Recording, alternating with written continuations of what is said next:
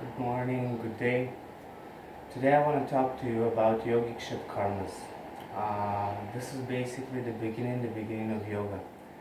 To be able to practice, to be able to go into further practices, spiritual practices first, we must take care of the physical, of the body, of the gift we were given. This body's been carrying you for many, many years, and we are not grateful for the body we have.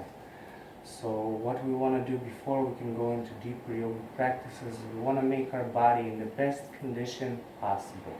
Bring it to full health. So for that we use the yogic karmas, the cleansing processes that come before asanas or postures, before pranayamas or breathing exercises, and of course before all the spiritual practices that come after, the concentration, the meditation, and etc. There are six karmas. Karmas go from top to bottom. They work on most of the body. There is trataka, which is gazing, it's for the eyes. The neti, for the nasal cavities. The doti, which is for the food passages. The nauli and the kapalbhati, for the internal organs, for the breath, for the lungs, for many other things. And the basti, which is for the colon. What I want to talk to you about today is I want to talk to you about the neti, okay? The nasal cavity is the first one we want to talk about, the basics. In yoga, we breathe from the nose. In our life, we're supposed to breathe from the nose. This is why it is very important to have a clean, healthy nose. We don't understand the significance of the nose in our lives. The air that's in the surrounding area of us, in our environment, is not really suitable for our lungs. Our lungs do not like it, because it's either too cold or it's too hot. It's most of the time full of germs, full of dust, full of particles, full of pollution in the air that our lungs don't want to let it reach inside. This is why we have this organ that's called the nose. Inside the nose, the first line of defense is small hairs that vibrate against the direction of the air. If the air flows in this way, the hairs vibrate outside. This helps catch small bugs that are still in the air, small particles of dust or sand or big particles of pollution. They get stuck in those hairs. After that, the air goes into a long passage covered by a mucous membrane, which has a huge supply of blood that constantly changes all the time, gives it power to fight any kind of bacteria. This mucus catches the remainder of the bugs or the germs or the dust, and it catches all the bacteria in the air. It takes out millions and millions and millions of germs from the air before it goes inside your lungs to help protect your lungs. All of this long passage also stabilizes the temperature of the air, which eventually gives us the best air our lungs want to have and keeps them healthy. The way to cleanse it, first the problems arise when we have small dry pieces of mucus or other things or blood that's stuck to our nose from within, and they disturb this mucous membrane or the hairs, or there's also two other glands afterwards, but I don't want to go into that, it's too deep. It disturbs them to do their job. For that, blowing our nose is not sufficient. That's why actually we blow the nose, to make it work properly, but it's not enough because the dry mucus sticks. For that, we need jala-neti to clean the navel passages. This is a neti pot, okay? It can come in various ways. It can look like this. This is my old one. It can look like this. This is my new one, which I like very much because it's perfect. It has exactly 500 ml in it. And we need warm water and a little bit of salt. This is how we do, okay? So you can use any kind of pot. If you don't have a pot like this, which you can buy on eBay or in any yoga store, it's very cheap and affordable. Or you can use a small teapot. What's important is it has to have a nasal like this that goes firmly inside your nostril. Not too big and not too small, so it doesn't go too much inside and it doesn't get stuck outside, so there's no passage for it. Firmly inside. That's what's important. The water needs to be warmed into room temperature, a little bit warmer.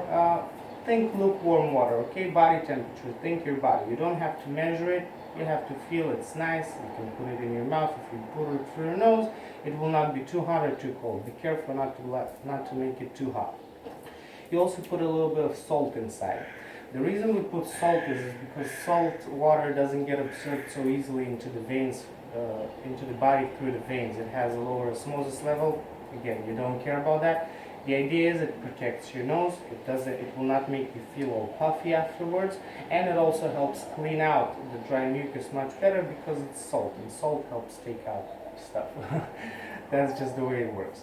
So we prepare the water. You have to taste it all the time, okay? A little bit warm, and the amount of salt, it's about half a teaspoon for half liter of water. But the best way to check it is, remember the taste of tears, just a little bit salty. This is what we want. So you play with it. You make it a little bit warm and a little bit salty, like the tears, okay? After you have the pot, you have to check which nostril is more open. There's a whole yogic philosophy behind it, and also behind the neti pot, but this is just the beginning. We will gradually build the philosophy. Right now what you need to know is that your nostrils, the flow of air through them alternates during the day. When you are more energetic, the right nostril works better. When you are more relaxed and calm, the left nostril works better. Again, doesn't matter right now. What matters is you have to check which one. If you just inhale through both nostrils, you will feel that one gets much more air in than the second one, or one is completely blocked and the second one is a little bit less blocked. This is how you check. The one that's less blocked or the one that's more open is the one you pour from. Right now it's my right one. You press firmly the nasal into your nostril, and then you pour. Okay, you pour from the side. You have to make sure the pot rises upper than the bridge of your nose, which is where they connect the nostrils from within. The passages, they connect behind your nose. The neti pot has to be above it. If it's under it, the water will either not flow or it will flow down your throat. It's not an issue, but you lose the purpose. You defeat the purpose. So press in and start pouring. About 10 seconds.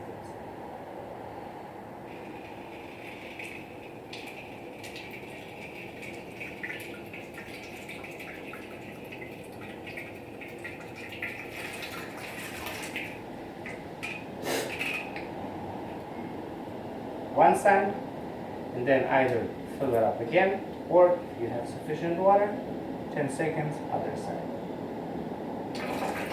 Notice the tilt in my head. Okay, I've tilted it to the side, not front, like that.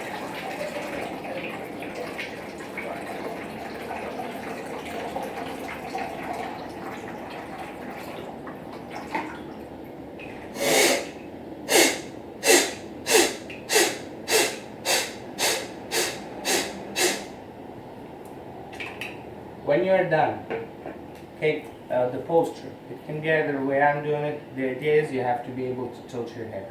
Or you can do it crunching, or you can do it above a sink while standing up.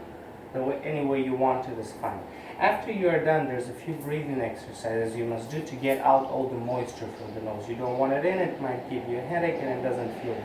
So first you notice the 10 strong breaths out. This is the beginning. After that, you can also stand up, jump up and down to 10 more forceful exhalations. Out again.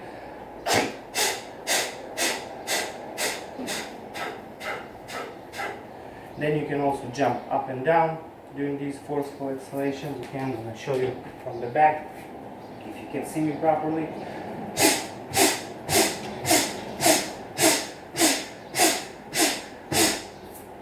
And you can even go up and down.